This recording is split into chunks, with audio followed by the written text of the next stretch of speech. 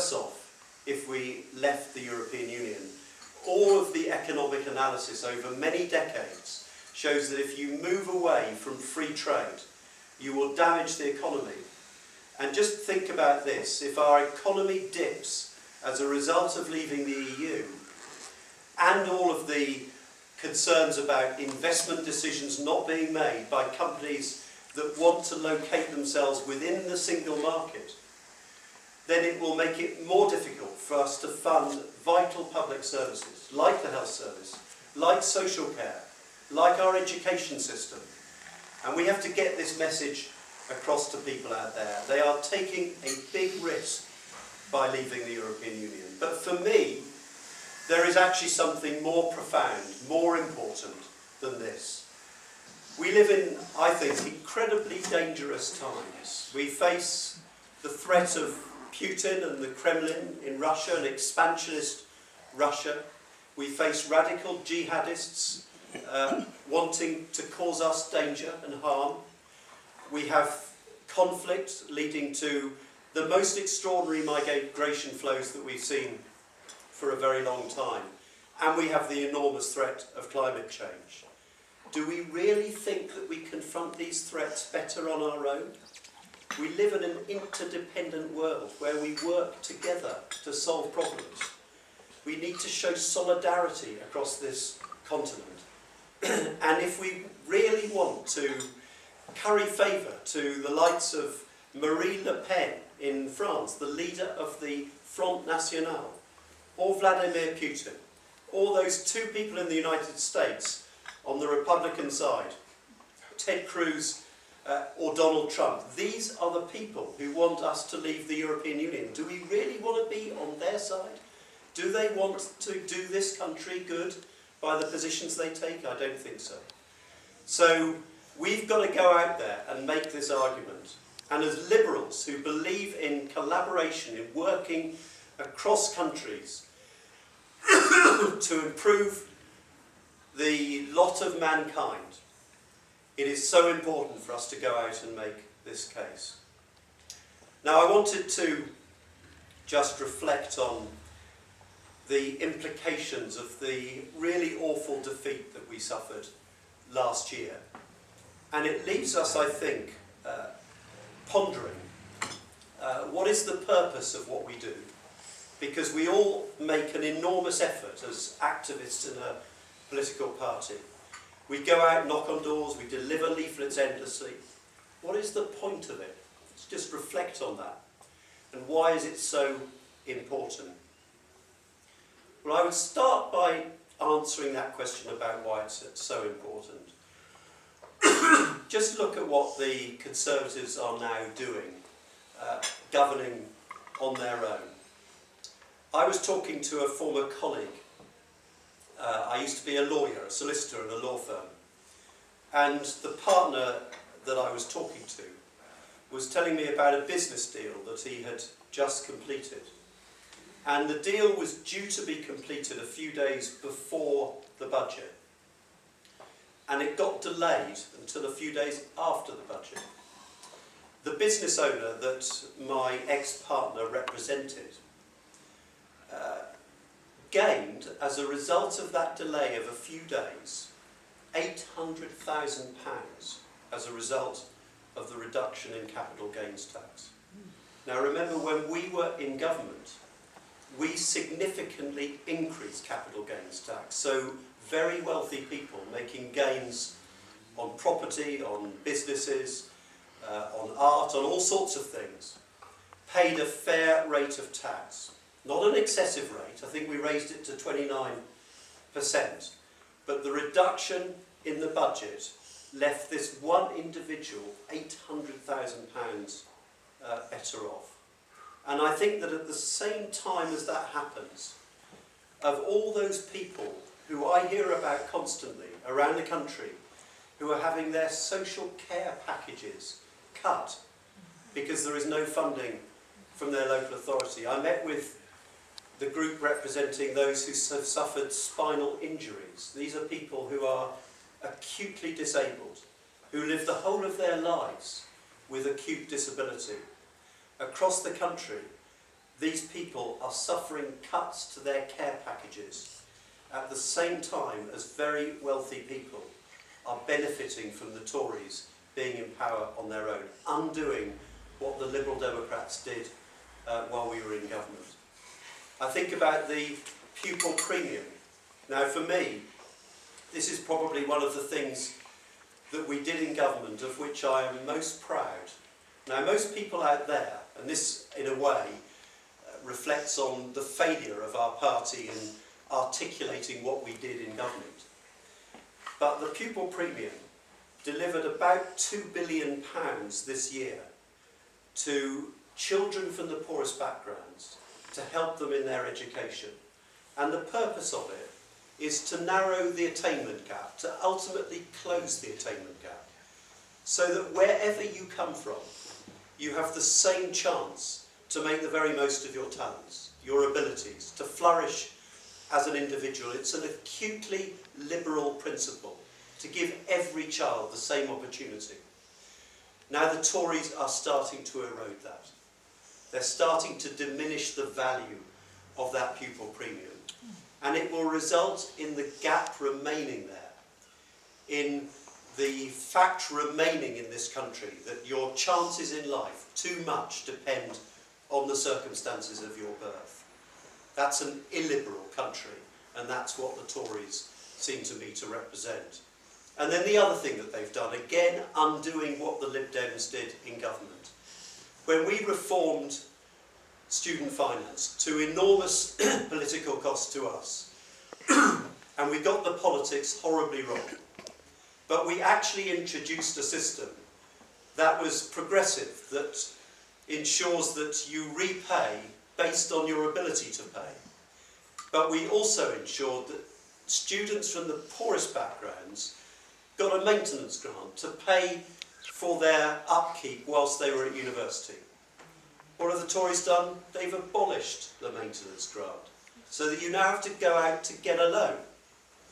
So students from poor backgrounds, whose parents can't afford to pay for their maintenance, will end up with a bigger loan to pay off when they graduate. How fair is that? But that's what the Conservatives do in government. And so that's why it's so important. There are people out there, many people in this community here. This is a low-income community, very many people who have struggled in life, who haven't got all the opportunities, all of the privileges. And across the southwest, there are people without resources who depend on us to represent them as an alternative to the Conservatives. So it is absolutely our obligation to fight back, to give a voice to those people. But you know, we won't succeed just by opposing.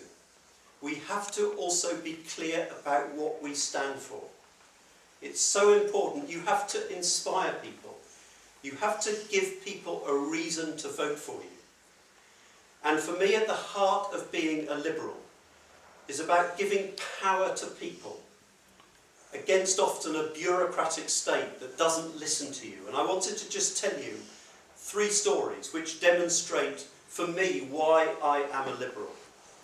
The first story is of a lad called Connor Sparrowhawk. You may have heard the name. It's been in the news today. Connor Sparrowhawk was a lad, a teenager, with autism and learning disability. He was in a NHS unit in Oxfordshire. He died in his bath, and the coroner concluded that it was caused by neglect. It was a death that could have been prevented. When his mother, distraught and bereaved, tried to find out what had happened, tried to work to explore the causes of her son's death, the trust excluded her. They became defensive. They closed her out of the investigation. And they treated her appallingly. This is an individual who had lost her son. He happened to have learning disability and autism. And all too often, in my job as a minister, I saw people and families who were not listened to, who were excluded by bureaucracies, by people who were paid by the taxpayer to protect the most vulnerable in our society. And I found too often people with learning disability, people with mental ill health, treated as second-class citizens. Now, as a Liberal, I cannot tolerate that. And it made me absolutely determined to fight to ensure that every person was treated as an equal citizen, treated with dignity, with respect, not treated as second-class citizens. And until we get to a situation where everyone in our public services, whether it's the health service, or social care, or education, or the way in which unemployed people are treated as human beings with respect and dignity, we will not have a truly liberal country. That is what I want to fight for, and I'm on a mission that I will keep fighting on it until we get there. That's the first example. The second example, in a 5-year period, in the last decade, over 400 students from just 2 schools, chosen entirely at random, Eton and Westminster. Now, for those of you in the know, you might guess that these are the schools of the Prime Minister and the former Deputy Prime Minister. But over 400 students in just a 5-year period got from those 2 schools to Oxford or Cambridge. And good luck to them. That's great for them. But in the same 5-year period, in the West Midlands borough of Sandwell, a low-income community, but a whole borough, not a single child got into Oxford or Cambridge. And no one can tell me that there was no child in that whole community that wasn't capable of getting to one of our top universities. It's a complete outrage, and it completely undermines the claim by the Prime Minister that he fights for the interests of every child. It's a completely unequal society in terms of opportunity. That's why the pupil premium was so important. But it's an illiberal country that denies opportunity to a whole load of our children in this country. And it's also economically stupid because we fail to exploit the talents of so many people in our country. That's what makes me a Liberal, and what makes me fight to change the world. Until we get there, I will keep fighting. And then finally, I think about those children in the refugee camps in Calais and in Dunkirk. We have a good friend who is a primary school teacher. She went out last autumn to visit the refugee camp in Dunkirk.